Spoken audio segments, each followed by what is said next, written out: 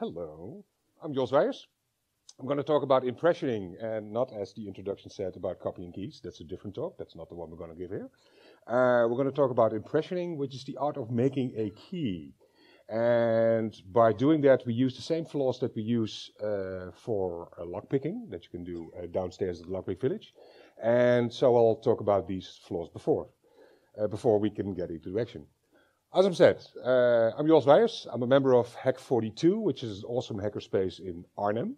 And the awesomeness, well, we are awesome, and well, that's not just our words, but Hackaday at one point described it as the most awesome space in existence, which I can only agree upon, of course. Besides from that, I'm a founding member of the Beehive Tech Campus. That's a foundation that's currently in the process of buying this piece of real estate to turn it into an international hacker hub. But that's not why I'm here. I'm a member of Tool. And Tool is the open organization of lockpickers. And that means we open locks, normally without force and normally without keys. And we do that as a sport. And because, well, lockpicking, it sounds a bit of James Bondy. And in order to stay out of trouble and mainly out of jail, except if we want to buy that,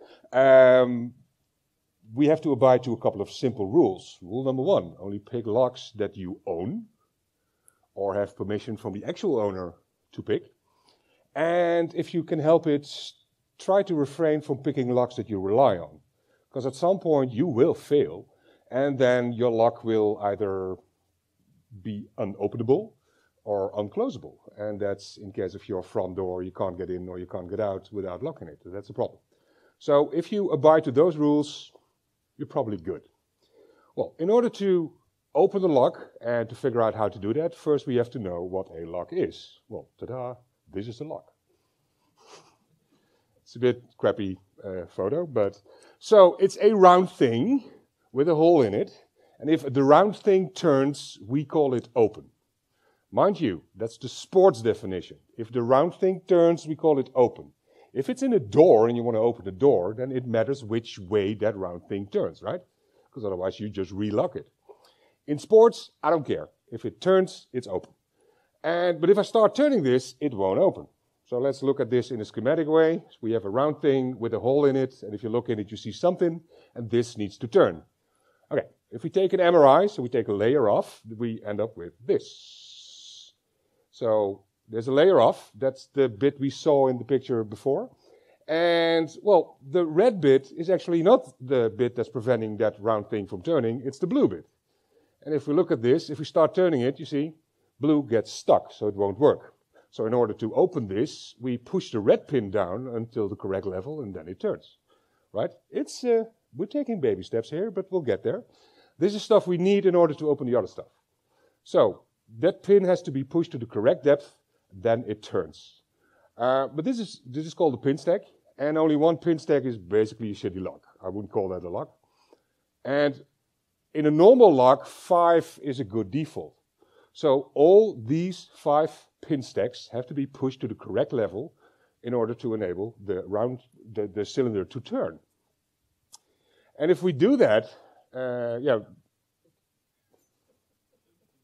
dum dum dum, we have a reboot. Okay, sorry, techniques. Like I said. In order to open these locks, the 5 pin stacks have to be pushed to the correct depth. There's a special tool for that. It's called a key. And actually it looks like crap. But okay, so they all have to be pushed down to the correct level. And normally we use a key for that. And if even one bit is too low, then it doesn't open. And even if it's high, it doesn't open as well. Now, how can we go in a lock with 5 pieces of metal to actually push those down to the correct depth, because we have to keep them in that correct depth? Well, because the idea is the way it's designed, that, like I said, if you try to turn this cylinder without a key in it, there are 5 blue bits preventing the cylinder from turning. Well, yeah, that's the way it's designed. But in the real world, we have crap like this. These are pins that's supposed to be cylindrical. Well, you see there's wear and tear on them. This is the plug, so the cylinder where the drill holes are in, so the pins are here. This latch is supposed to be a 90-degree angle. which it clearly isn't. There's some wear and tear in there, and actually this is manufacturer error. But in order to do this, and these pins are, well, they're not the same. Some of them are bigger than others, wider, because they're supposed to have different length, but the width is different. Which is always true, because you can't make two metal objects exactly alike. You can make them look alike, but if you zoom in enough on the micro level, there will be differences. Which is fun for us, because that enables us to do this. Because instead of claiming that there are 5 pins preventing it from turning, I can now claim there's 1 pin preventing it from turning first. So if I start turning this cylinder, there's 1 piece of metal that's the first one to get stuck. And if we look at that 1 piece of metal, then we're back to this picture again. So if we turn this, this is clearly stuck. And if we turn this a bit further, this gets squished to the side. And if you push that down, with some luck, this remains on this ledge. Does that make sense? Okay, so that enables us to do the following. We apply a bit of turning pressure on this lock, go in with the feeler. This is just spring pressure. That's just a spring. That's just a spring. That one doesn't want to go down because it's squished to the side. That's the one we push down. And rinse and repeat, trying to find the pin that doesn't want to go down. We push that down to the correct level, and then we have an open lock. Okay, let's demo this. I use an American lock for my demos, because I don't want my demos to fail. We have a finger pick. There we go. So this is a lock. Well, first time I was in America, I bought this lock at the Home Depot something. And it took me way longer to get it out of the shrink wrap than actually pick it. Of course it doesn't work. Okay, open lock. So that's quite easy. Okay. Well, besides from this, you can also use some bit of brute forcing thing in it. So you put a snake, that's what we call it. So it's less of a exact science. You just go in with a swervy bit and do the same. That's supposed to make it faster. Let's see if that's actually true. A swervy bit in. Not a good day. Try this again. Swervy bit open. Okay, there you go. So that's an open lock. So swervy bits are fun. And other ways of opening the same lock is physics. Because physics, Newton, billiard balls. You know where I'm going here. If the white ball hits the red ball, what happens? The blue ball moves. What happens to the red ball? It stays. Okay. And to prove that scientifically, we have an animation. You see? The gentleman is right. So these colors, of course, are not chosen at random. So what we're trying to establish here, what if we have a way to get in this lock and hit all the red bits? And if science is right, and normally it isn't, normally it is actually, then what should happen is that the red bits stay in place and the blue bits shoot off. That would look a bit like this. So we go in with a piece of metal, we hit it, blue shoots off, and on this moment, the lock is open, because the cylinder can turn, because there's nothing in the way. Let's see if that's actually true. Light pressure. A device. Yank that in. And science is right. So that works. That, of course, took way too long. So we have other gear. Open. Jesus. Okay, so that's your American lock for you. Fair to say, in America, yes, they do sell crap like this. They also have very good locks. And that's about it. So as a normal consumer, you have a choice to buy crap or very good stuff. It's quite hard to buy an okay lock in the States. It's either crap or very good. And of course, crap is quite cheap, and very good is very expensive. So your average household, and I'm talking 90% plus, will have crap like this on the door. So if you're watching a movie and the hero walks up to a door, does something like this and walks in, if it's an American movie, that could be correct. In Europe, there's a bigger choice of what you can actually buy, quality-wise. But of course, this is called a pig gun, because it looks like a gun and it has a trigger and everything. And on an X-ray, it actually does look like a gun. So getting through customs with this is challenging. And this, of course, is just a vibrating thing. That gets me other questions.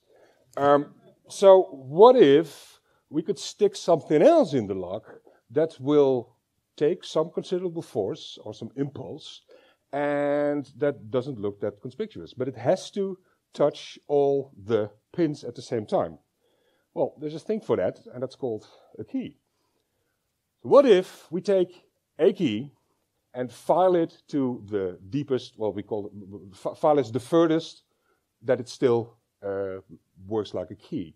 So we call this a 9 cut, so the deepest, and we take a bit of material off the shoulder. So we can move it a bit. If we move this, then they move down for a bit.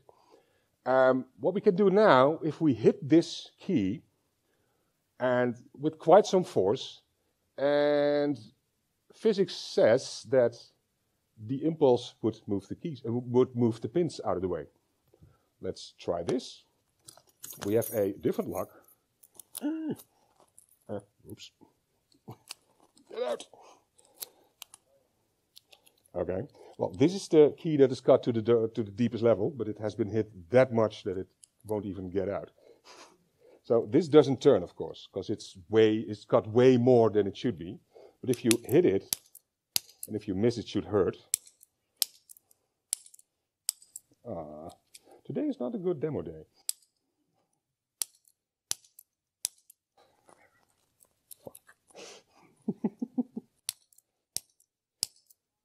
We're doing it live. At some point it will, yeah. Okay, it's supposed to, yes, and we have an open lock. Well, you didn't see me doing very technical stuff. I'm just hitting it and in my mouth, praying and hoping that I don't hit my thumb. And that's about as technical as it gets. This is physics. Well, like I said, in the US, you have slim choice of, you don't have that much choice of which locks you can buy. The consumer market, the low end, basically there are 2 manufacturers that do that. And for this to work, you have to have a key that fits in your lock. Not the right combo, but it has to fit. The form has to be the same. With only 2 manufacturers, that means I basically have to have 2 prepared keys and I can walk in.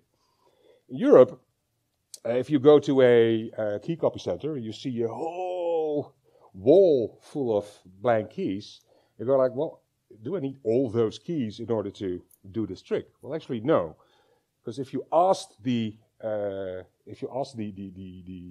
key cutter, like not so much what do you sell, but what do you sell the most, he'll come up with a subset of those keys.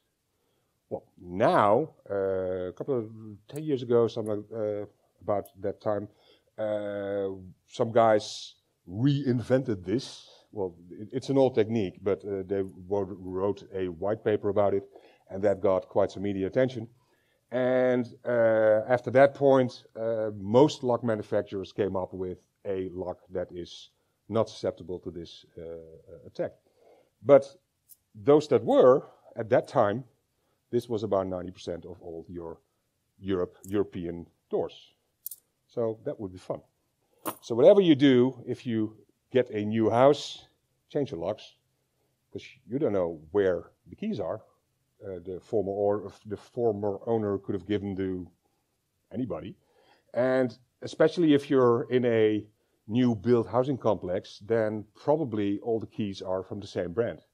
So they'll have the same shape. So if you start filing your keys down to a lower level, and you can do this trick, you're basically opened up the whole neighborhood, which in my mind is not that brilliant. So change your locks.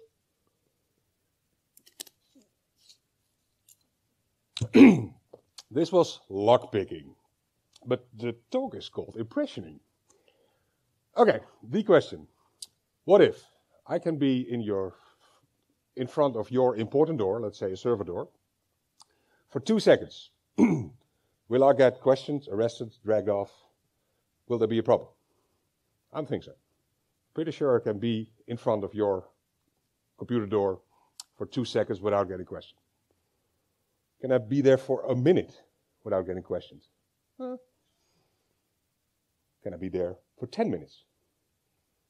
Well, if I can be at your computer door for 10 minutes without getting questioned, I think we have other problems.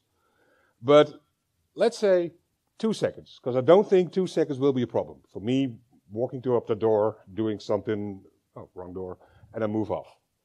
That's not suspicious. But what if I do that twice a day for about a week? Will you guys notice? Will your SIEM system yell havoc? Will there be a problem? I don't think so. Why do you ask this? Well, there's a technique that makes use of those time frames. So if we take a blank key, so an uncut key, and put that in the lock, then, well, it won't turn, because in the former slides, all the blue bits were preventing it from turning, but now there's a big hunk of metal in the middle, so now it's the red bits. But same principle apply. If I turn this key, well, if I turn this lock with the key, then there's one red bit preventing it from turning first. That makes sense, right? So what if I turn this, then this one is the one that's preventing it from turning.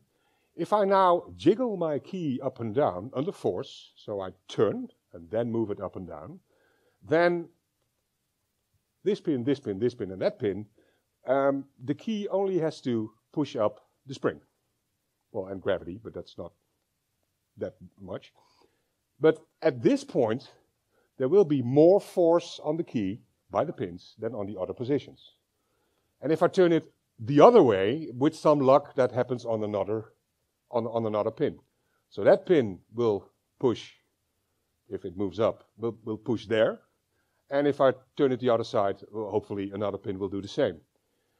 If we take that key out and examine it quite closely on a microscope and with some good lighting, then you'll see nothing, a mark, nothing, a mark, and nothing. And that looks a bit like this. Well, hopefully we can do that on the microscope, and we'll see how that happens. And what we do then, at the spots where we see some dents, we take off a bit of material. What is a bit?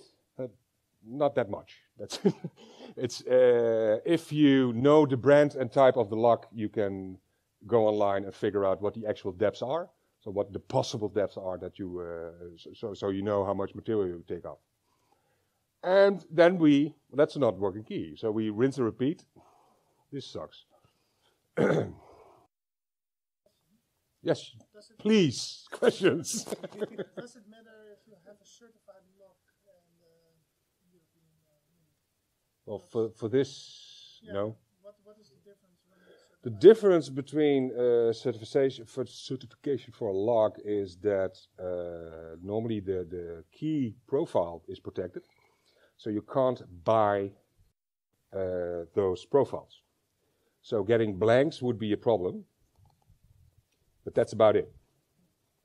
And but for the picking part, it doesn't matter that much. It's not annoying at all, this. Do we have more questions, please? Yes. Regarding custom locks, if you had the set of keys, is that make it more secure if you get a custom lock?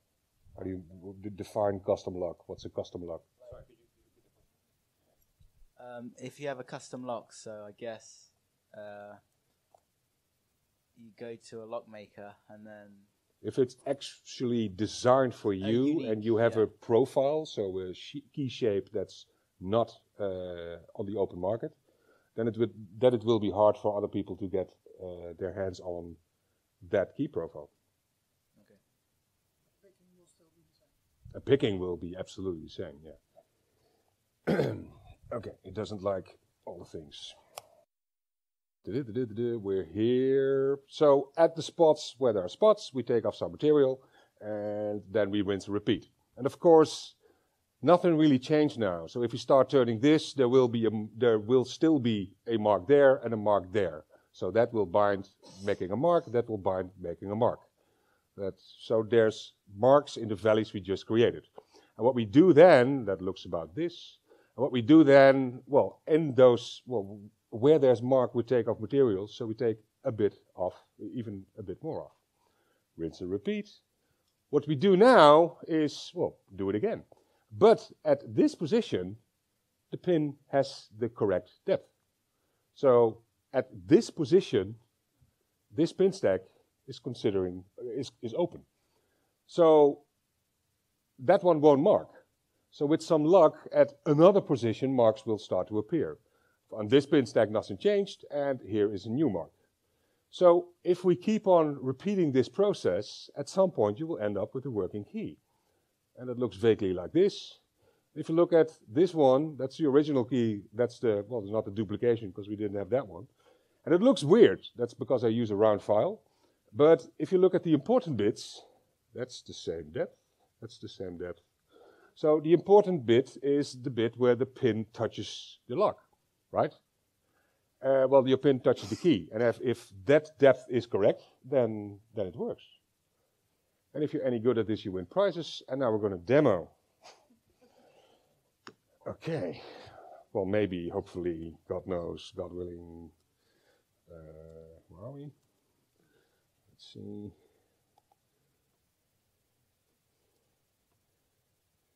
No. I had this all booted up before, of course, but, well, reasons. Good one. No.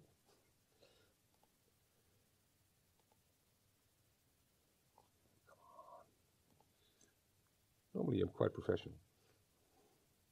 Uh-huh. There you go. Okay. That one, it looks like crap, but it'll be better once we get started. Okay. I have here a lock that's mounted in a sturdy thing. I have a blank key, totally uncut, as it hangs at your key cutting environment. What I do now, I use this to make some marks that I know where the pins should be. Because even the highest possible key is a bit less high than a blank key. So does that make sense? So a key that comes out of the box has more material than a working key actually could have. And because I know the brand and mark of this lock, I know what the highest positions are. And now I'm going to try to file to that depth. So you might have noticed that I haven't touched the lock yet. Yeah.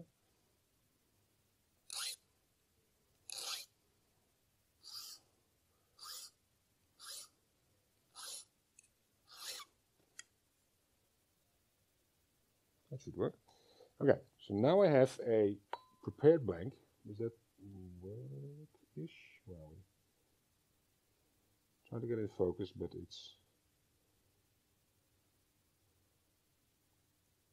almost. Okay, you see the shiny bits. Come on. This is the original key, and this is the surface I just filed, which is more smooth. So if a mark will be easier to recognize on the smooth area than on the lunar surface that the original key is. So first time add lock, put this in. So I turn one way and I jiggle the key up and down. Turn the other way, jiggle the key up and down. I'll repeat that a couple of times to get good fat marks. And we see something. Let's see if we can get this in focus.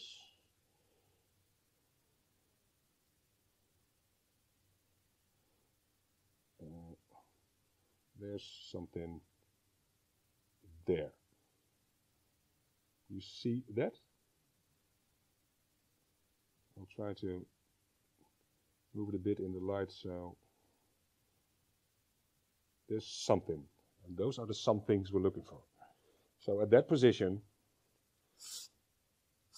I take off material. And it's rinse and repeat. With some luck you get more marks, but that's definitely not always the case. Okay, now that happens.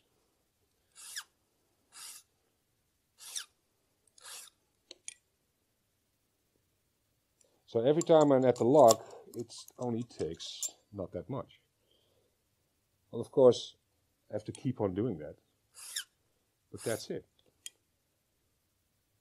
And now it's a question of rinse and repeat. You keep on doing the same process.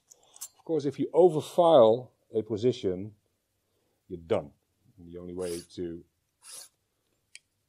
get it open is to start over again. But this is the technique.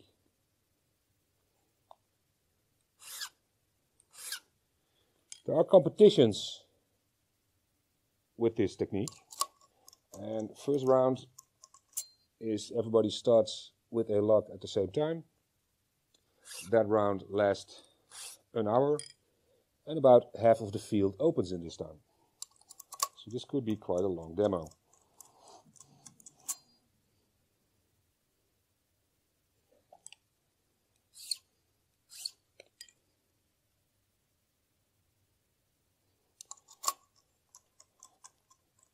If you're getting bored, just ask questions.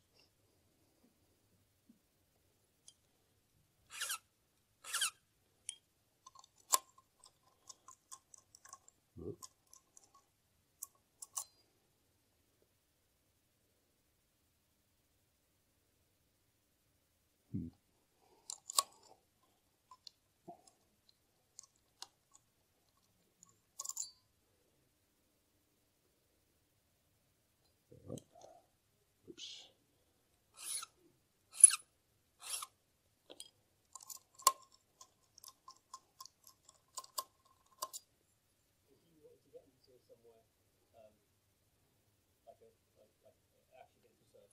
Yes.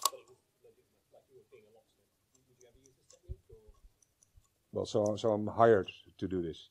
Could be. It depends on the lock. I know locksmiths who actually use this in the field.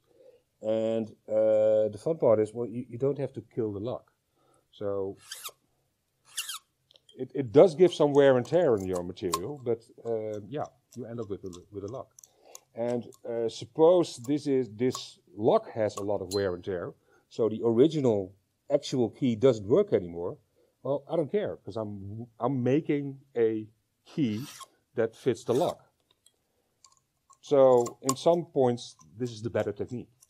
It's basically, well, it's a tool that the locksmith can use, and, well, depending on the situation, he chooses between techniques that he has for entering, and this is one of them. So I think a good locksmith knows this technique. With some training, you should be able to do this in about 10 minutes, 10, 15. But that's, of course, is without walking to the van to do the cut, but then you do it on site. I wouldn't mind this being open now.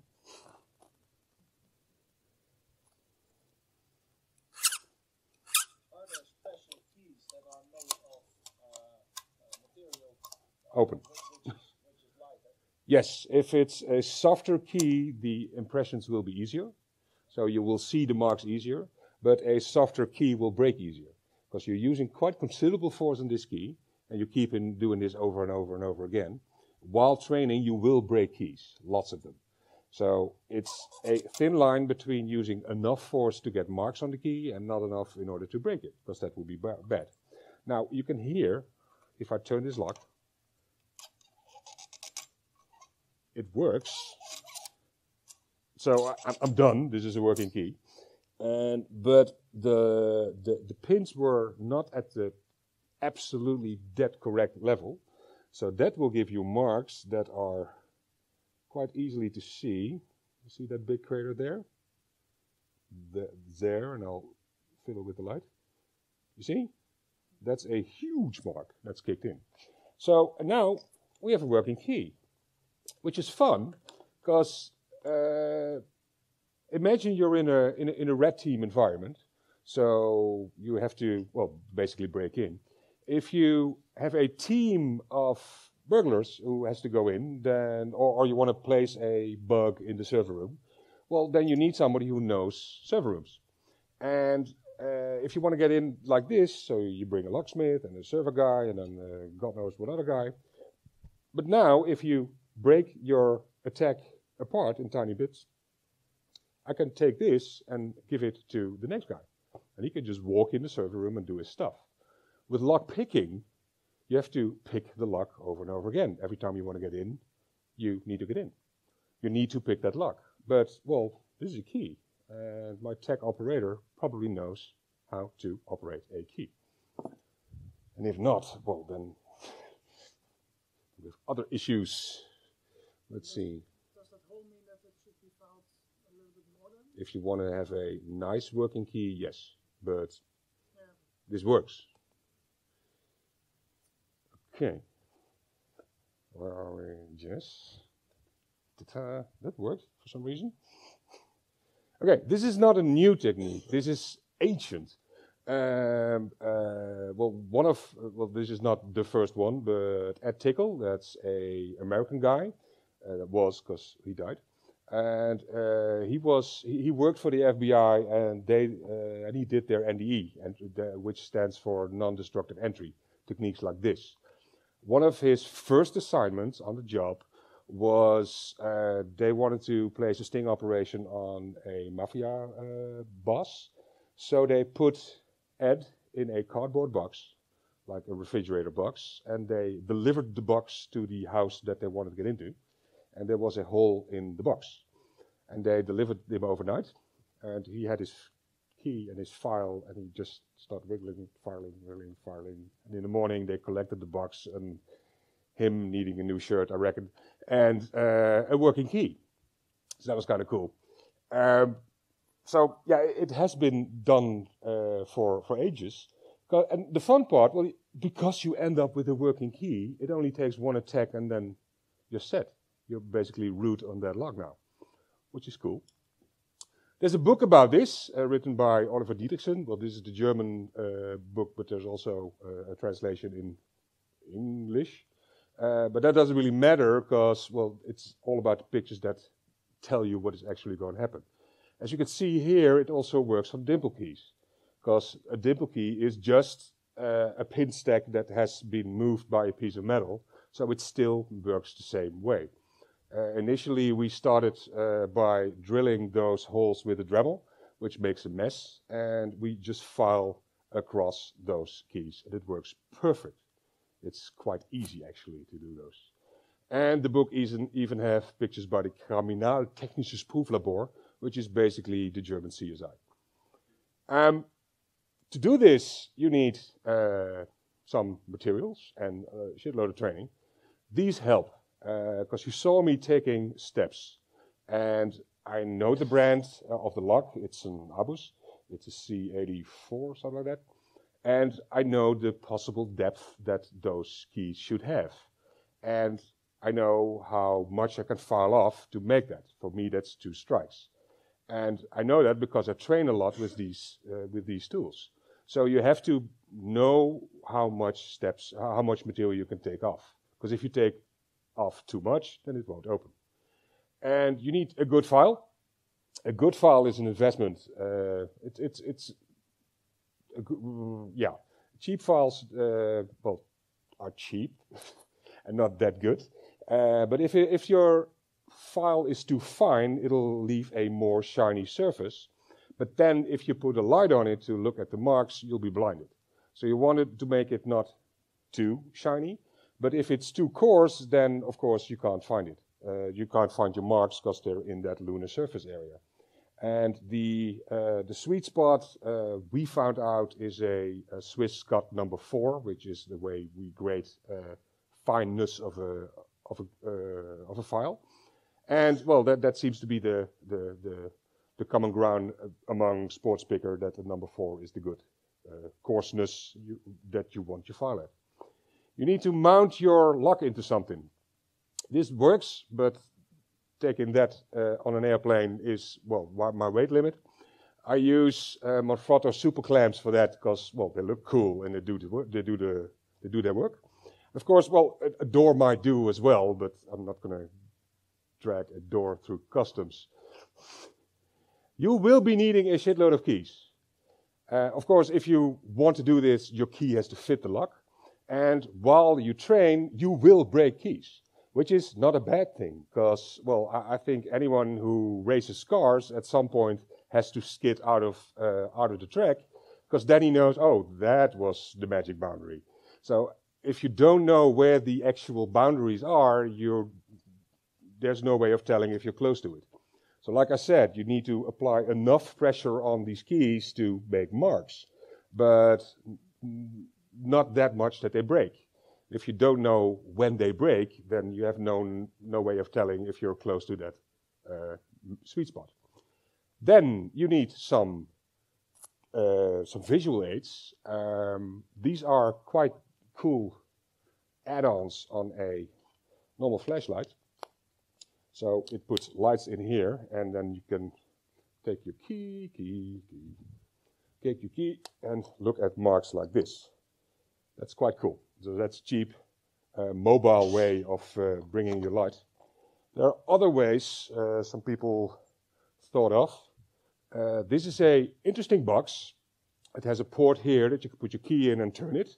And on the back there are a couple of switches that give you LED light, white light, and UV. Some people like that. And you can alternate your light. The idea is brilliant, but they manufactured it that shitty that it doesn't work, but build your own. I mean, the idea is great. So if you want to travel light, oh yeah, and you need a grip. Jort Knaap, he's a tool manufacturer, he made mine. So this one, he does sell them, but they're not cheap.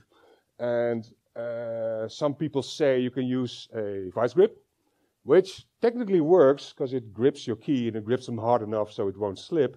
But then your turning force is in a different plane. Because if I turn this, that works. But if I have to turn it like that, that will put all sorts of weird forces on your key, and that will break it way easier. So keeping everything in the same plane, that should be a good idea. This is a grip sold by ProLock. It's cheap, it's light, and it does work. So yeah, if we give trainings, we normally use these because they're good for an okay price. This is a tiny gizmo that I came up with. This is the core of the lock, so the cylinder that it has to turn. And I took a lot of material out of it. So now I can, if I put a key in, I can see where the mark should be. So being mobile, you don't have to bring that much. And this is the tool I used before to make the markings. This is what a normal key looks like. And this is a key that has been through that tool. So you see marks. Basically what Jort, because this is also from Jort Knaap, what he did, he took a normal lock and he dumped the pins and then he put drill bits in there. So if I try to turn that, the drill bit make actual very visible marks on my key. So going mobile, you need a file and some magnification aid and a grip. And that's basically it. And that's me. Any more questions? Sorry about the fuck-ups. Yes? That's a different lecture. Got a key somewhere. A master key system is basically if, suppose this pin stack is not consistent of 2 pins, but 3. So you have a shear line here and maybe one there. So then you have 2 possible key combinations that open that lock. Does that make sense? That's basically everything that's master key. Question? Yeah, so I like. Thank you. I like teaching people tubular lock impressioning because that's a really good quick example. Okay, that's. But you know, it's a quick demo. It works well. Yeah. Obviously, you said you can do dimple keys, you can do pin tumblers. Are there other sorts of locks you can impression other than those? You know, lever locks or. Well, you can impression lever locks, but that's a different technique. But the same principle applies. If you put a piece of metal that normally opens a door in your lock, and you start turning it, the points that are preventing it from turning will get more stressed than the others. And that's the same with a lever lock. That make sense? Yeah. Any more questions? So I guess it's beer time. Thank you very much. Thanks, guys.